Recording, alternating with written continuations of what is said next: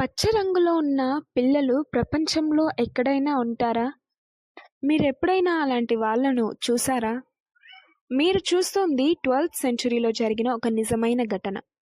ఇంగ్లాండ్‌లోని వూల్‌పిట్ అనే విలేజ్‌లో సడెన్‌గా ఇద్దరు పిల్లలు వచ్చారు.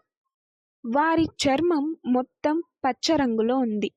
వారి భాష కూడా ఎవ్వరికీ అర్థం కావట్లేదు. వాళ్ళు మన ఫుడ్ తినడానికి నిరాకరించి కేవలం బ్రాడ్ బీన్స్ మాత్రమే తినేవారు.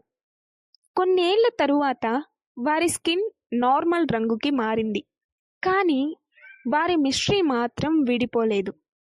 ఆ అమ్మాయి మాట్లాడడం నేర్చుకున్నాక ఏం చెప్తుందో తెలుసా? వీళ్ళు ఎస్టీ మార్టిన్స్ ల్యాండ్ అనే చోటు నుండి వచ్చారని, అక్కడ ఎప్పుడూ చీకటిగానే ఉంటుందంట.